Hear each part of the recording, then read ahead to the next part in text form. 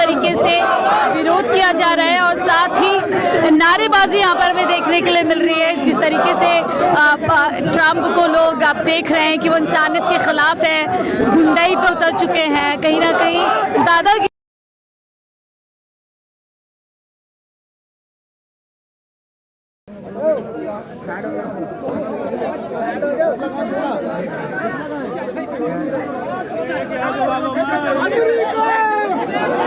Netanyahu मुर्दाबाद, Netanyahu मुर्दाबाद, Netanyahu मुर्दाबाद, अमेरिका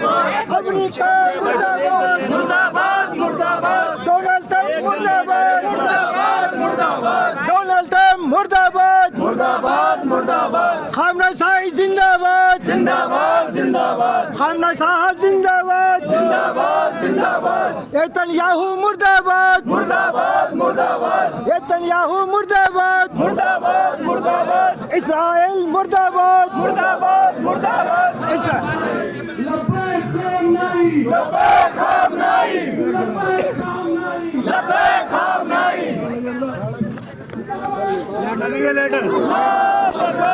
लाइटर है क्या तुझा?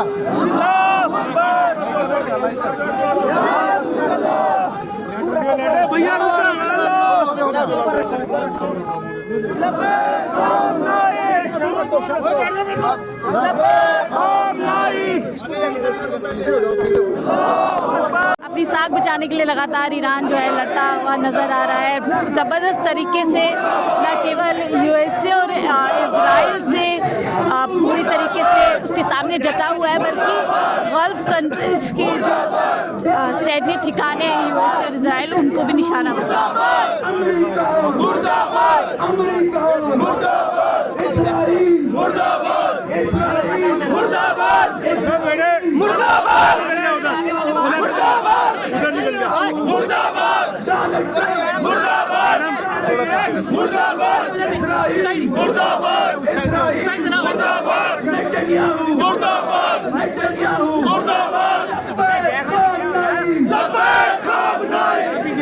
अरे भाई साहब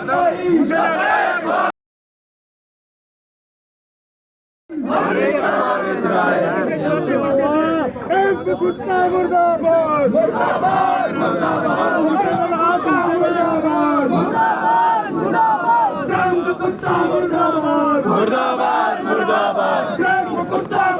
मैम देखिए, अच्छे बुरे लोग सभी कंट्री में हैं। अगर हम इंडिया की बात करें तो हमारा इजराइल के साथ एक डिप्लोमेटिकली मतलब वेपन वाला भी वो है, तो हो सकता है कुछ लोगों के लिए वो ठीक है। लेकिन यहाँ इसी देश के अंदर हमारे ईरान के साथ भी कई हज़ारों साल है, जब इजराइल एग्जिस्ट भी नहीं करता था उससे पहले से ताल्लुकात हैं, तो यहाँ उनके भी बहुत फॉलोवर हैं। क्या पुराने रिश्तों को भुला दिया गया है? हाँ, कहीं ना कहीं गवर्नमेंट ने, अब जो एग्जिस्टिंग हमारी गवर्नमेंट है वो शायद कहीं ना कहीं लैक कर रही है इस चीज़ में कि वो सही से बैलेंस नहीं कर पा रही है, कि उन्होंने मतलब इस पूरे सिनेरियो के अंदर वन साइड ही एक तरफदारी कर दी है।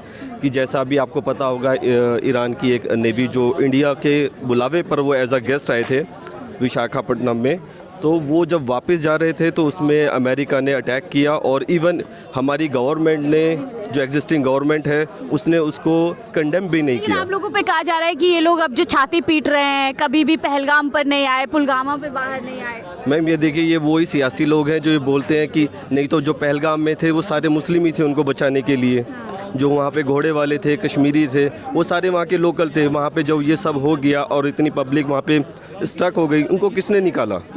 सारे हिंदू मुसलमान करने की कोशिश की जा रही है। बिल्कुल, वो देखो मैम, पॉलिटिक्स है, उसमें तो आप कुछ भी बोल सकते हैं कि ये ऐसा भीड़ हो रहा है, वैसा भीड़ हो रहा है, उनको रोक रहे हैं, ये उनका फॉलोवर है या उनका फॉलोवर है, अच्छे बुरे सब जगह है।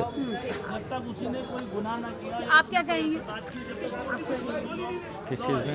इस पूरे मुद्दे पर क्या कहना चाहेंगे? ऑब्वियसली सी बात है, देखो टेरर अटैक तो है, क्योंकि आप किसी भी लोग आतंकवादी कह रहे हैं ट्रम्प को, वो कह रहे हैं देश के, दुनिया के शांति दूत है, पुरस्कार मांगते हैं अपनी शांति। बेशक आपको नहीं दिखता, आपने एब्सेंट फाइल नहीं देखी, क्या आपको नहीं लगता ये लोग गलत हैं? मीडिया को भी दिखता है, इंटरनेशनल लेवल पे सबको दिखता है ये लोग गलत हैं। और आई थिंक जो लोग गलत का साथ गलत को गलत नहीं बोल सकते ना, वो लोग कहीं ना कहीं खुद भी गलत है। क्योंकि अगर आप आवाज़ उठा सकते हो इस मीन कि आप खुद इंटरनल आप खुद नीट एंड क्लीन है, और आप आवाज़ नहीं उठा रहे हैं गलत के खिलाफ, तो कहीं ना कहीं आप भी गलत हैं। अगर आप पहलगाम पे बाहर नहीं आते, अब आप लोग छाती पीट पीट कर रो रहे हैं एक पराए देश के लिए, पराए देश के लीडर। नहीं, किसने बोला पहलगाम में नहीं आए? वहाँ पे बचाने वाले मुस्लिम थे सारे के सारे। जो फेमस वो घोड़े वाला जो पर्सन फेमस हुआ था, आई थिंक वो मुस्लिम ही है। और जो अटैक हुआ था, ये कहीं प्रूव नहीं हुआ कि वो इंटरनेशनल लेवल पे किसी मुस्लिम ने किया, वो पॉलिटिकल अटैक है।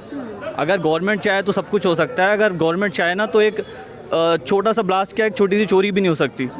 तो ये पॉलिटिकल चीज़ है अपनी। इंडिया के स्टैंड को आज कैसे देख रहे हैं, किसका साइड जो है इंडिया को खड़ा होना चाहिए? देखिए, आई थिंक ईरान के साथ, क्योंकि ईरान ने इंडिया का काफ़ी टाइम बहुत सपोर्ट किया है। इनफैक्ट अभी जब कश्मीर का लास्ट वो मुद्दा उठा था तो इंटरनेशनल लेवल पे ईरान ने ही साथ दिया था। दबाव में है इंडिया किसी भी देश का? कहीं ना कहीं कुछ ना कुछ कमी है गवर्नमेंट की, जिस वजह से वो चुप हैं और इजराइल और ट्रम्प के फेवर में दिख रहे हैं हमारे मोदी जी। जैसे उन्होंने कुछ पोस्ट नहीं किया जो करना चाहिए था एक लीडर के अकॉर्डिंग, एक सम्मान के अकॉर्डिंग, तो वो हमें कहीं नज़र नहीं आया। लेकिन 5 दिन भारत सरकार की तरफ से जाते हैं, शोक जताते हैं, ईरान में जा रही है भारत सरकार। बट अभी तो रिसेंटली कुछ ऐसा मोदी जी की तरफ से नज़र नहीं आया हमें। आप चाहते खुल के बोलना चाहिए? ऑब्वियसली, क्यों ना बोले खुल के। अगर कोई कंट्री आपका सपोर्ट कर रही है, आप उसके फेवर में खुल के नहीं बोल पा रहे, तो इसमें आप कहीं ना कहीं तो कुछ करप्ट है। कुछ इजराइल को तो फादर बता के आए, फादरलैंड बोल के आए पीएम मोदी। हाँ, उन्हीं का फादरलैंड है, जिनका इंडिया मदरलैंड है।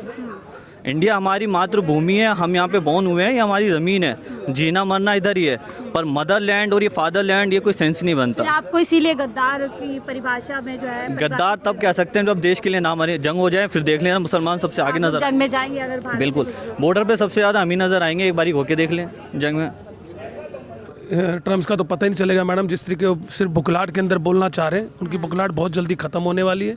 ईरान दबा नहीं था, आपने देखा कि खामनेई साहब के इंतकाल के बाद, शहादत के बाद भी दबादब ईरान हमले कर रहा है। ट्रम्प की मौत बिल्कुल निश्चित है, बहुत जल्दी ट्रम्प के साथ हादसा गुजरने वाला है। जिस तरीके ट्रम्प ने इस खामनेई साहब के ऊपर जो घर के अंदर घेर कर, देखिए एक साधारण आदमी, कोई आज तक उन्होंने कोई वो नहीं करा, घर में बैठकर मीटिंग कर रहे थे। खुफिया एजेंसी के तरीके, जिस तरीके उनको घेरा गया और जिस तरीके उनके बच्चों पर हमला हुआ, उनकी बेटी पर हमला हुआ, दामाद पर हमला हुआ, जिस तरीके आपने हालात देखे उनके घर में क्या गुजरे। इतिहास का सबसे खराब इंसान बता रहे हैं ट्रम्प। इतिहास का अगर सबसे खराब इंसान है तो वो ट्रम्प है या इजराइल है। आपने देखा ट्रम्प ने किसी को नहीं बख्शा, और आने वाले वक्त में ट्रम्प का नाम नहीं रहेगा, और हिंदुस्तान के साथ भी वो धोखा जरूर करेगा। हमारे देश के प्रधानमंत्री नहीं समझ पा रहे, तो मुझे इसमें नहीं कह सकते। ट्रम्प और मोदी जी की दोस्ती तगड़ी चल रही है एकदम। वो तो फाइल पर चल रही है ना, क्योंकि उनकी जो डील हुई फाइल पे वो उस पर चल रही है। क्योंकि मोदी जी आपने देखा 2 दिन पहले इजराइल गए, मिलकर है, उसके बाद यहाँ पर आने के बाद चुप रहे। मैं वही तो उनसे पूछना चाहता हूँ, हिंदुस्तान के लोग उनसे पूछना चाहते हैं, हिंदुओं, सरदारों, शिया हो, सुन्नी हो, और भी लोग हों, हिंदुस्तान के बाहर के लोग हों या हिंदुस्तान के लोगों पूछना चाहते हैं कि आज मोदी जी शांत क्यों हैं।